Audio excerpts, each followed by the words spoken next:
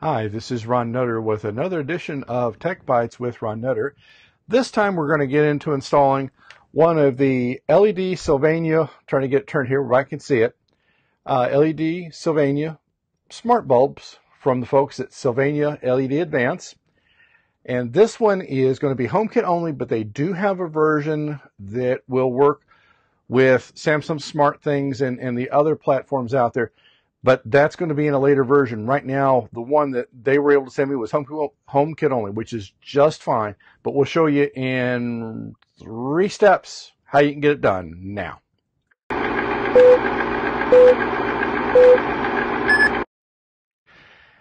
Like I said, this one is real easy to do. And for those that are on HomeKit, it really couldn't be any more straightforward. Now, I've already got it unpacked. And I put it up in a light fixture just off camera here, and I'm going to keep it just where you can see it come on, but where it doesn't blind you, because they can be rather involved when they get started. Now, something to go through if you've not done HomeKit before. In the box that comes with this or some of the other devices that are for HomeKit, you will see a little card or something like that. Let me hold it up here, and you're going to see a number like that. Now, that is probably going to be unique to that bulb or to that installation. So you'll need to keep this handy. In some of the HomeKit devices that I've done, there will be a little card like this or a pamphlet, and sometimes it will be on the light itself. So just keep track of where that is. And there, you may want to have a safe place where you have all the codes in case you have to reinstall the bulb, because if there was a power outage and if the power flickered on and off a few times, then you may have a little bit of a challenge. But it's really pretty straightforward. Now, I'm going to lay the card out here that we just talked about, and now we're going to switch over to trusty demo cam. And now this is the Apple HomeKit app, and I've already, as you see, got a couple of bulbs in here. But to get the process started, it's literally as simple as you press the plus in the upper right-hand corner. Okay, let's try it again. Okay, now you'll see where it says, and I'll drop my graphic here, what says Add Accessory. So you'll tap on Add Accessory, and then you'll see this little window come up, and you'll want to put the little code in that window, and it will realize it pretty quick. And recognize it rather pretty quick, and it will take a little bit here to pick it up, and then once it does, of course this is making a liar out of me. We'll switch off that because you don't need to see that part run. It will show in the app, and what we will do is we'll have it. Let me switch over to another light. Let's see, let me tap that one. Okay, now this is what you will see once it recognizes the bulb, and at this point it's off. You can bring it up 50% all the way. If you want to change anything like the name, you can click on details. You can see I've already got one named kitchen, and it's, oh, sorry, I got ahead of myself. Let's backtrack here. Like I said, technology is great, so let's go back to the beginning here, which is usually where things are best to start. And there we go. We'll turn the kitchen light off. We'll switch back over to demo cam. Failed to do one thing, folks. Always happens in demo. It helps if you have the light on. Now you'll see it flickering just maybe just a little bit off camera where you see the different colors. And that it goes through about 3 or 4 different colors. And you'll also want to make sure, if you notice up here in the corner, Bluetooth needs to be on with HomeKit for this to initially get set up. Now, I've also got a HomeKit hub, aka Apple TV, so we'll experiment later on to see how things work with that. But I've got some other HomeKit devices, and it's been just fine. So I'll open the brochure back up here. Now press the plus. I'll tap Accessory. And we'll go down here to the code. It recognizes it almost right away. You can see now, obviously, when you have the light on that it's supposed to recognize, then it works just fine. So you'll tap on the A19C, and it's going to go through and do some blinking. And you saw it there just a second as it's making sure that what you've tapped on is what it's talking to. And it takes it just a little bit here to get set up.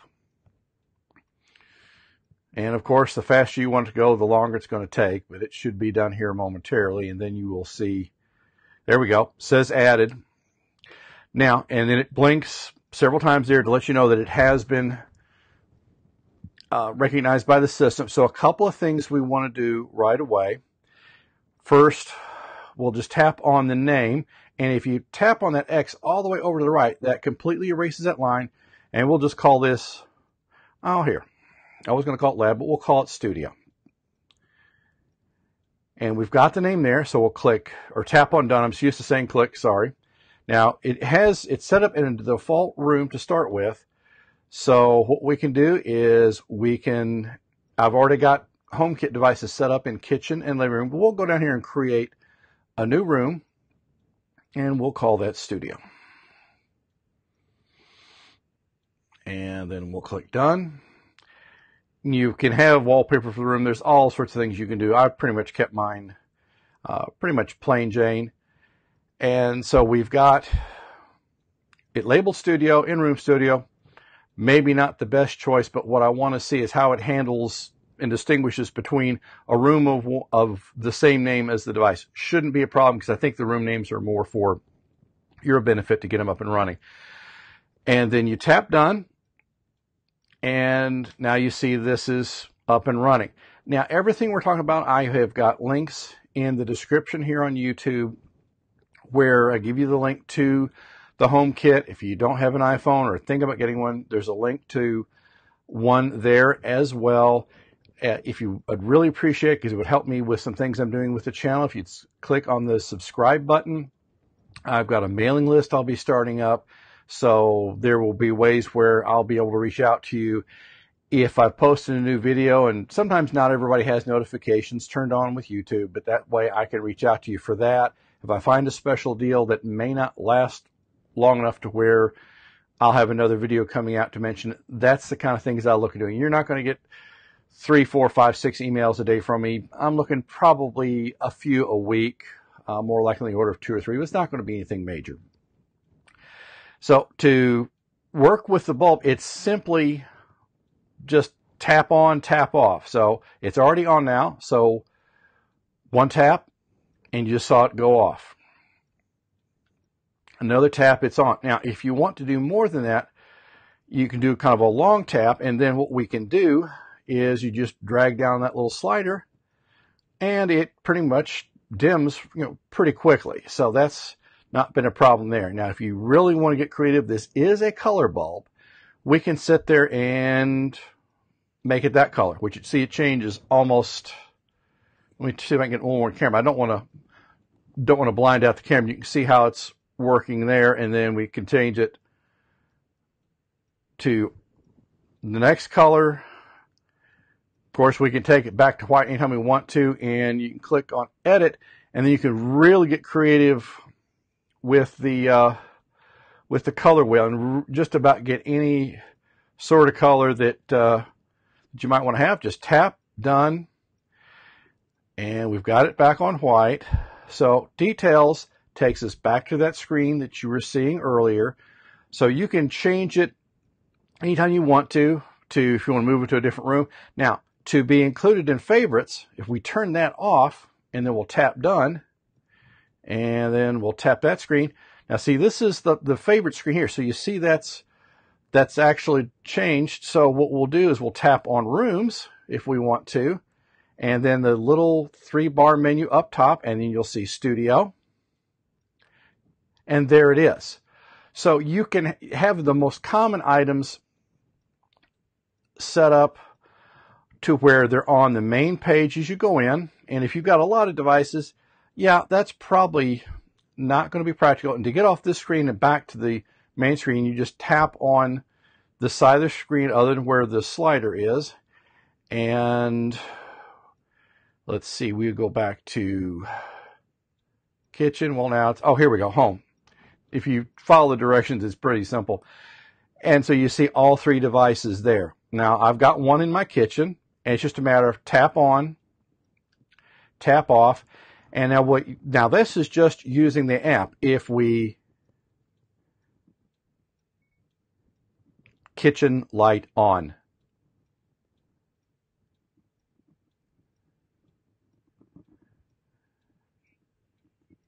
What you can't hear is the audio coming back where it told me that it was on. Let me try something here, and we'll set this down here for just a moment, and then we will be able to try this again, and let's see if it works any better this time. Studio light on. Okay, the studio is on. Okay, so that's the kind of response you have. So with one device, you've got both voice control and in the app. So it's really pretty straightforward. I said 3 steps. You know, in the description notes I've got it's about 12 or 13 steps, but I mean, I took it down to a very low level. So basically it's, you get the HomeKit app, you plug in the bulb, and you discover an app. So really it on the grand scheme of things, it's 3 steps and you're done. So it's really pretty simple. So somebody who has an iPhone, this is definitely an option to look at. So, yeah, it's to each his own. Hopefully I'll be showing some other bulbs from Sylvania to show you a comparison as to how well those work. And we will turn off the studio bulb so it's not flaring into the camera lens. So other than that, it's very easy to do. This is just one of several videos I'll be doing. I've got a surprise for you coming up. I hope to do it in the next video where we go more into some of the voice control options. You've seen Siri tonight. There's several others. You've heard me talk about Google Assistant or Google Home. You've heard me talk about Alexa, and there's a couple of newcomers in the field that I'm going to lay kind of everything all on the table, because there's a chart that I'm going to get set up that I'd like to walk you through to, just as a thought process to get an idea of what you're going to want to think about before you get too heavily invested in one way or another. It's very straightforward to do any of this. It's just you'll want to do a little bit of planning. And then as we get closer in, you know, my book should be coming out here hopefully in the next few months. I'm working with some other manufacturers to get their devices in so that I can get some of these videos done for it as well, to make it a little bit easier. This is the book cover that you see here on the screen now that it's one of the ones I'm considering. It's probably in the lead right now for some of the other ones that I've looked at. But again, would really appreciate it if you subscribe to this YouTube channel, because that will help me with some other things that I'm wanting to do. It will definitely raise my visibility with some of the manufacturers to get them to look at things a little more closely to where I can show the different options that are out there. And this is not going to be a one and done situation. I was looking at doing some planning today, and right now I have about 100 videos planned, and I can do about 2 a week, because I really wanted to have them be quality videos and to have good audio and good video as well, because that's very important to me. And we'll turn this off here. I'm getting used to some of the buttons. I've got a small switcher over here to the side. So there's, in the description of this, there's links to item in the video. Those are affiliate links. So if you do buy something, I do get a small commission off that. That does not change the price of what you will pay. Doesn't raise it or lower it, but it does help me offset some of the cost of things I've been having to get to do these videos. Really appreciate your time. I try not to drag on too long, but again, if you subscribe to the channel, I'd really appreciate that, because that's going to help me get some other visibility to different manufacturers, and will, you know, allow me to do some other things as time goes on. If you have anything that you haven't seen me cover yet, and trust me, I've got a lot more still to go, such as we're showing you how to integrate things with Amazon Echo or Alexa, Google Assistant, showing you how the different apps work on the phone. We're even going to talk about Cortana, and I hadn't planned on mentioning that, but just I'm trying to be as fair and balanced on this, to quote a certain TV network, because where I may prefer one thing, you may want to do something else. And in the end, as long as you get the right system for you, that's what really matters.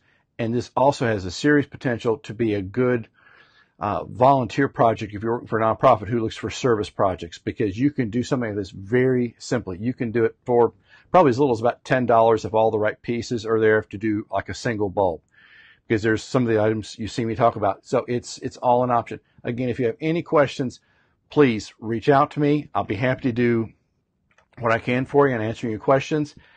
And we'll see you again soon.